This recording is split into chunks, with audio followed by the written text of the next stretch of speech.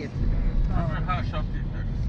ছোট মামার ডুপ্লিকেট ঠিকই। এই মানিক কিছু অসুবিধা নাই তো? এই মানিক না ভাই, এটার নাম মানিক। ওইটা তো মানে হ্যাঁ, কোনো অসুবিধা নাই তো? না ভাই, না অসুবিধা।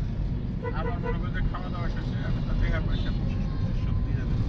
হুজুর একটা ইয়েতে। এই মানিক সব ঠিকঠাক আছে তো?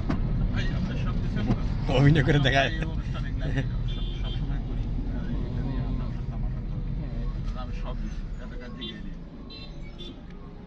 এই বেশি কথা কবত আছে কোনো কথা আর কি না। বেশি কথা কয়। না ছোট মামার মতন তো আর কি। আমি আগে ছিল না, একদম ছোট মামার মতন। সব কাজ আমি করি। ভালো। এই জন্য আমরা এটা করতে দিই।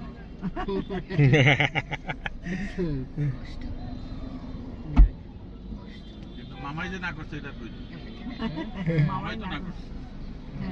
কি না করছে আর বিয়ে করতে না। তাই? হ্যাঁ। কারণ এটা মধ্যে আমার জানে যে এটা আবার হুজুরের মাইন্ড করে। হারুনে আবার শুনে, হারুনে আবার বড় মামার সাথে, বড় মামির সাথে অনেক খাতি। আবার হারাম যদি মারধরি করতো তাহলে আমার জন্য কিছুটা সেভ হতো। হ্যাঁ?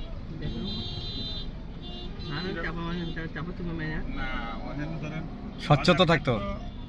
এটা আমার হিসাবটা মানুষ। হুজুর যা দিয়েছে আমার তাই দিতে হয়েছে টাকা। হুম, হুম, হুম। কিন্তু হারুন বাজারটা করলে বাজারটাও ভালো হইতো, এইটাও সাশ্রয়ী হতো।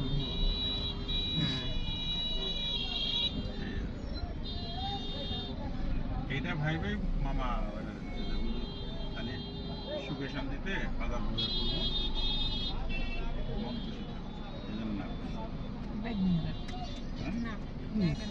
জায়গা না, আমি এমনি বইটা পড়বো আমি। পরে ফেরার সময় দিছি ফোন। আমার ফোন দিয়েছি। আমি বললাম যে আপনার বড় ভাই হিসাবে আপনার এই অনুষ্ঠানের মধ্যে দরকার ছিল, কি হয়েছে না হয়েছে, যেটা আশা করছিলাম সেটা আমি পাইনি। এই জন্য বাধ্য হয়ে আমি আপনাকে জানানোর মতো ফোন দিলাম যে অনুষ্ঠানটা শেষ হয়েছে, কমপ্লিট হয়েছে। আরে ভাইয়ের ফোন দিছ? হ্যাঁ, কি বলে?